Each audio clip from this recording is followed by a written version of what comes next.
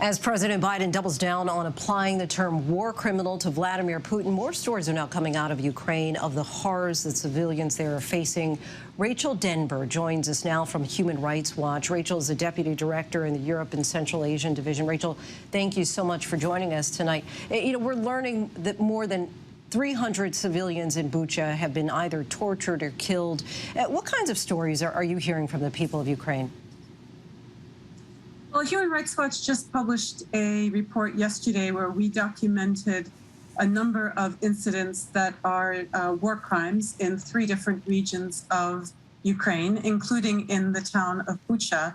We documented a summary execution that took place there on March 4th, and where an eyewitness told us that she saw Russian soldiers gather about 40 people from the town, including her, and she saw them put 4 young men on their knees, pull their T-shirts over their heads, and put a bullet in the back of the head of one of the 5 men.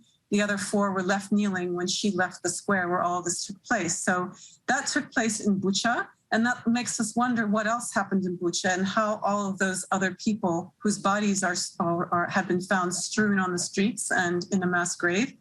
But it's incidents like these, the war crimes like these, that make us very concerned about where else these kinds of crimes might have happened.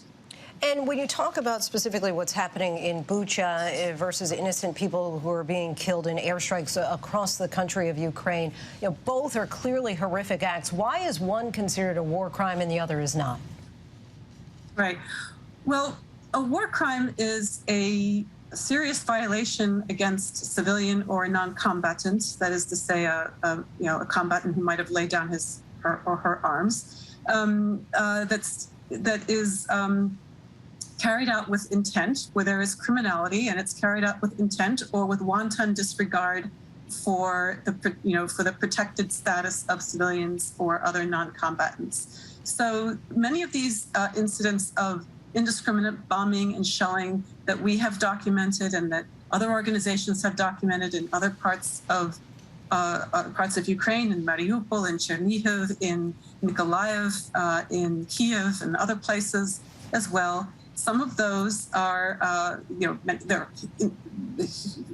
violations of international humanitarian law, in other words, the Geneva Conventions, but some of those may also rise to the level of war crime, right? What the difference is with some of the bombing and shelling that takes place, it can be challenging to demonstrate intent, which is required for something to rise to the level of a war crime.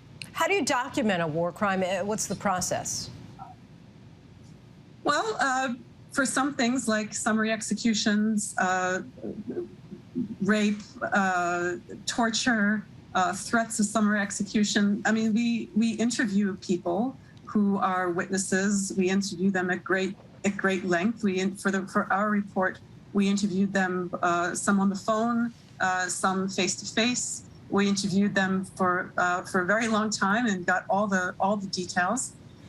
For incidents of bombing and shelling, we interviewed victims and witnesses. We looked at photographs. We looked at and verified photographs and video. We used satellite imagery to look at before and after, to look at the damage. We looked on photographs and videos. We looked at the spray pattern that the munition left when it on impact. We looked at pictures of images of the weapons, of the munitions, so that we could identify them, and also in some cases identify the direction from which they came and their distance from military targets. So we put all of these things together with maps and with testimony of victims and eyewitnesses, and we build a picture that way. And you see, I'm sure, grotesque and unimaginable things just as a part of what you do. Is there anything that you've noted in particular here that's just beyond the pale of what you're used to seeing? Look, everyone's story of suffering and harm is beyond the pale. I think beyond the pale really is in the soul and in the heart of the people who are enduring it.